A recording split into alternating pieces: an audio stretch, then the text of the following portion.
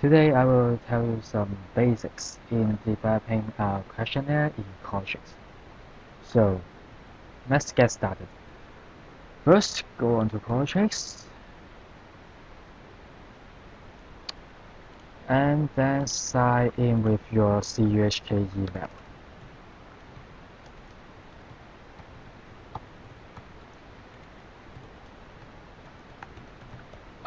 If you don't have a qualtrics account, you need to click don't have an account, and then sign up with your CUHK email. Okay. But as I already have an account, so I just sign in. So this is the main page of qualtrics, and here you will see all the projects that you have. And if you want to make a new project, just click create project and then blank survey project. Type a project name, for example, psytest tutorial, and then create project. Okay, here is the editing page for a survey, and on the left here you can see all the questions that you have, and then on the right here is the editing panel for you to edit the questions. So there are many options, and the first one here is the most important, is the question type. And some common types that we use is multiple choice and text entry and matrix table. And there are many other options, and you can explore it yourself. And today I will just focus on these three types. Okay. After choosing your question type, there are many options that you can adjust, and I will demonstrate it later. Okay. So if you want to create a new question within the same block, you can click on the plus sign here, or just click create a new question.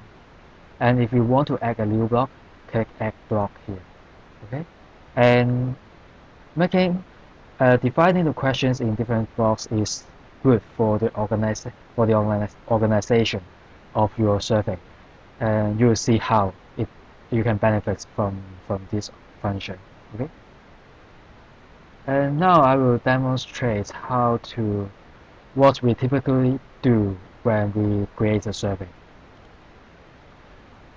So in a survey, usually we will have the consent form on the first page. So to make a consent form, we need to have a multiple choice question with just one choice. And let's call this block consent. And you simply put the consent form details in the question text and click the rich content editor to make the style. Okay, here. Okay. And then type I agree to participate and something like that in the choice. So after we making this, participants will have to click this button. No, we need to make it a false response first, and then participants will have to click this button before they can move on to the next sessions. Okay. And then after we present a consent form, we want to collect some demographic information. So the next block is demographic, and we'll have three questions here. The first one is sex, and because sex is a very common question, so we will make an qualtrics will make an automatic choice here, male and female. Okay. And then the next one we want to know is age, and because there are too many choices for age, so I don't prefer multiple choice in here in this question, and I will choose text entry. And then so the participants will have to type their age here. And one more thing, and I want to make some constraints here that they can't type text. They can only type number. So what I can do is to choose a validation type, to content validation, and then restrict it to number. So now they can't, if they type some text here, they cannot proceed, and Qualtrics will say it's an error, and they cannot proceed to the next part. Okay. And then the last demographic information we would like to know is the relationship status, maybe. Okay, relationship status. And then it's again a multiple choice question. The first one is in a relationship. And the second one is complicated. And then we have single and A0. And the last one is others. So when you have an others in the multiple choice question, you probably want the you will probably expect the participants to type something. So what are the others options? What do they mean by others? And you can click here, the arrow here, next to the option, and then click allow text entry, so they can type something here. Okay. So after connecting these demographic informations, I want to have the main scale, our scale here. Okay, scale. That's the most important part in our survey. And I want to make a real question. And if you are going to make a Likert scale, the most convenient way to do so is to use a matrix table. And this time I will have again a social anxiety scale. I'll go here, and then it's a 4-point Likert scale. So I make 4 scale points, and I have 6 items. Okay, and the first point here is strongly disagree. And the next one, it make an automatic scaling, but that's not I want. I don't need an automatic one. I need a 4 points, so Likert scale. So I will disable the automatic one and type it myself. Agree and strongly agree. Okay, and that I will copy my items here.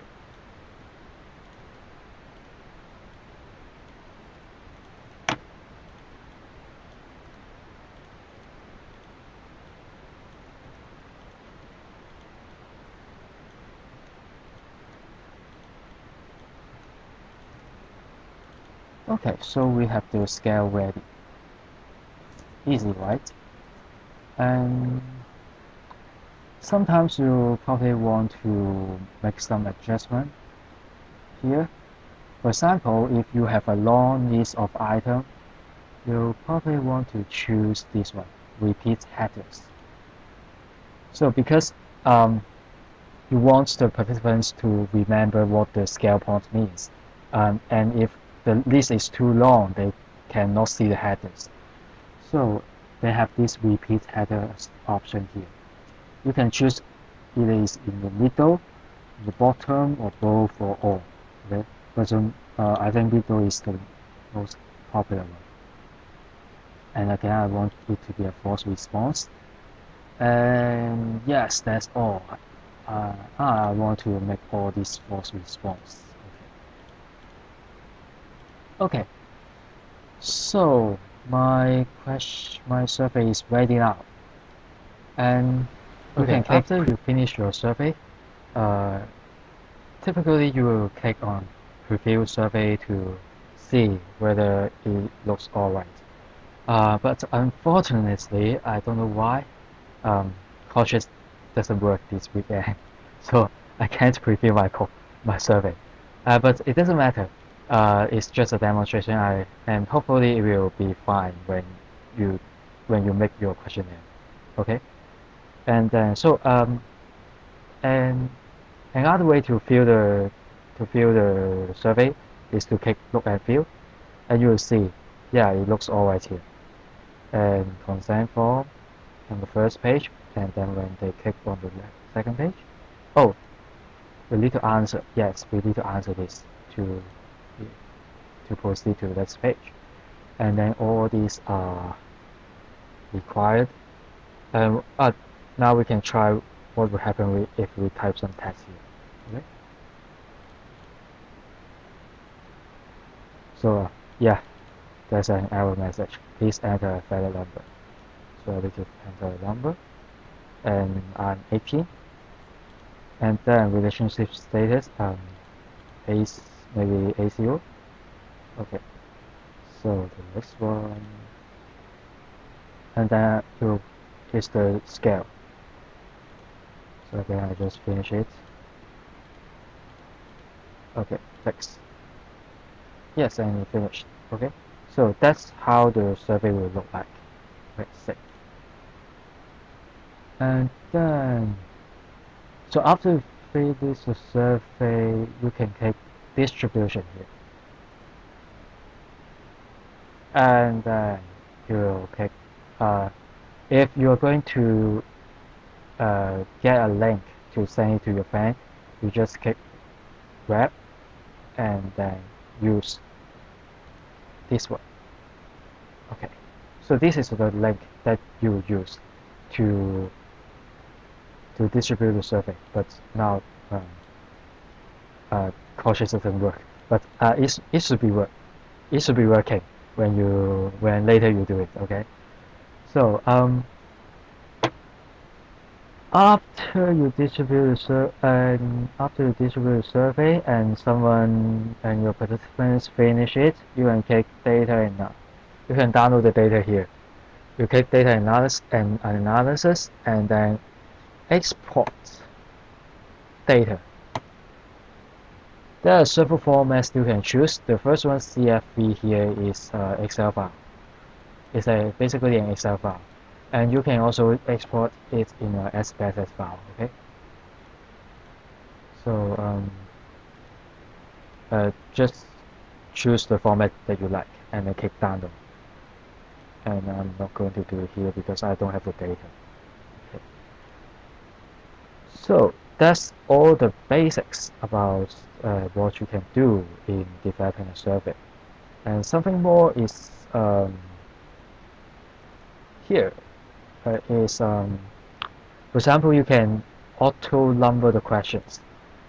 And as you see here, sometimes the questions are not in order. This is Q1 and then the next one is Q4.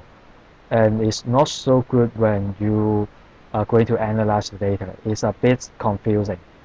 So you want to auto number the questions either in a sequential numbering or block numbering. I think block numbering makes more sense. So typically I will use a block number. So it's 1.1, 2.1, and so on. Okay. The next function that you can use is the survey flow. And survey flow is a very powerful function that allows you to set up some if-then conditions in your survey. So, for example, I can do something like this.